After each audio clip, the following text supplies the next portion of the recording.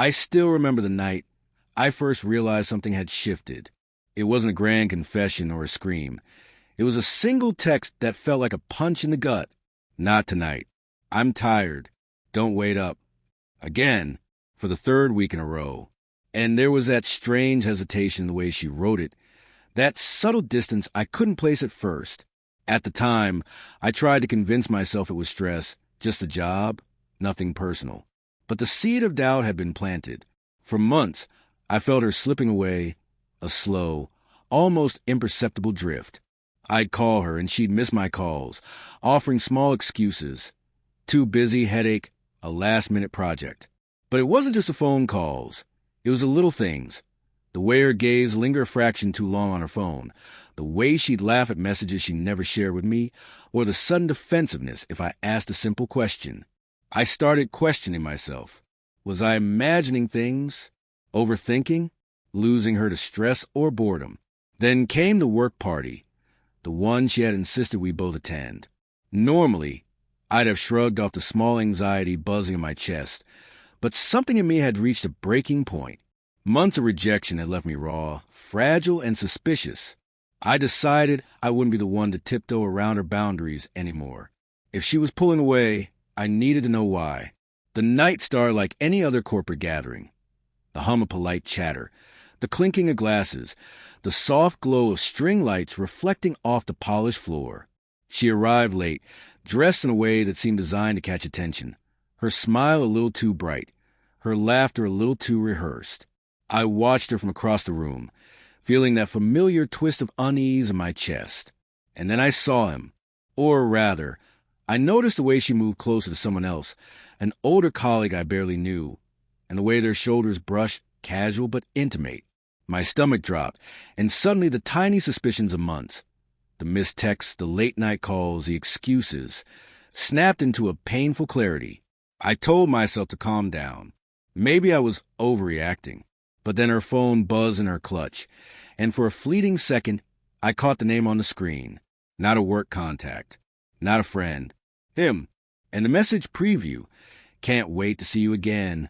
My hands shook as I slipped my phone into my pocket, trying to steady the panic that threatened to betray me.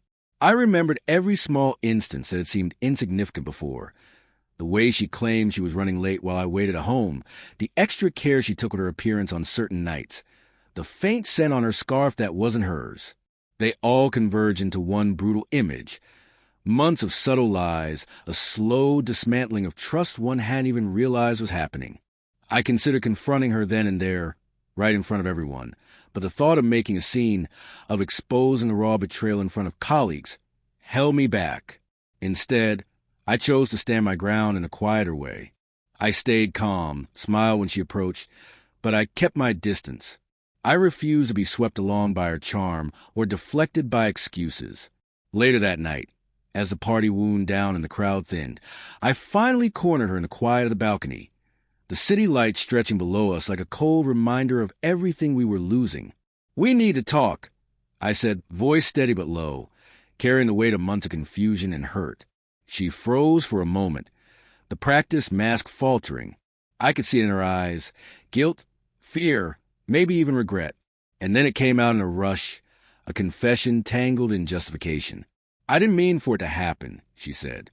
It felt like you weren't there anymore."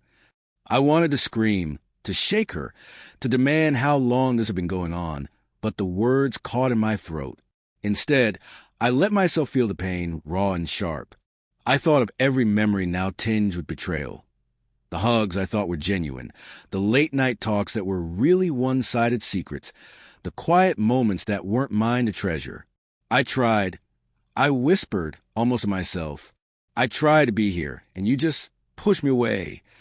There was no dramatic resolution, no cinematic reveal, just the cold night air, the distant city hum, and the weight of a love I couldn't reclaim. She reached for me, but I stepped back, a clear, painful boundary drawn. "I can't fix this. Not tonight. Maybe not ever," I said, and in that moment, I realized the power of standing my ground, not as revenge, not as punishment, but as an assertion of my own worth. The months of rejection had been a slow unraveling, but the party, The confrontation, the clarity. It was my turning point. I wouldn't let myself be diminished by someone else's choices. I walked away then, leaving behind the life I thought I had, carrying only the lessons it had taught me. That love without trust is a fragile illusion, that self-respect is non-negotiable, and that sometimes the hardest part isn't the betrayal itself.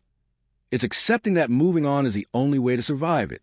And as I walked down the quiet streets alone, I felt something unexpected, a strange, bittersweet relief. The heartbreak was still there, raw and aching, but so was a quiet strength. For the first time in months, I felt like myself again, not a shadow waiting for someone else's affection, but a man who had finally reclaimed his own ground.